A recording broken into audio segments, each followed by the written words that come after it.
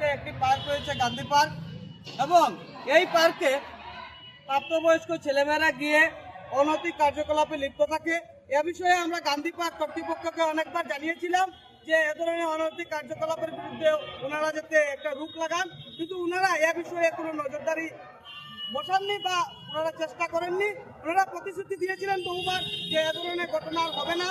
আমরা বিগত দিনে দেখেছি বহুবার এ ধরনের ছেলেমেয়েরা একসাথে বসে খোলাখুলি করছে, এবং এই পার্কটিকে পুরো অয় পার্ক বানিয়ে দিয়েছেন গান্ধী পার্ক কর্তৃপক্ষ। তাই আজ আমরা মিউনিসিপ্যাল কর্পোরেশনের নিকট আমরা একটা মেমোরেন্ডাম দিয়েছি, এবং আমরা বর্তমানে ডিসি অফিসে দিয়েছি এবং এসপি অফিসেও আমরা মেমোরেন্ডাম দিয়েছি যে এ ধরনের অনৈতিক কার্যকলাপ অবিলম্বে বন্ধ করা হোক। আর যদি না হয় আমরা বৈষ্ণব থেকে কঠোর প্রতিবাদ করব, এবং আমাদের এই গান্ধী পার্কে যেটা চিলড্রেনদের পার্ক, ছোট বাচ্চারা গিয়ে সেখানে খেলাধুলা করবে, ছোট শিশুদেরকে নিয়ে সেখানে একটু ঘুরিয়ে আনবেন, সেই পার্কে আমরা অয় পার্ক হতে যাব না, সেটা আমাদের স্পষ্ট বার্তা।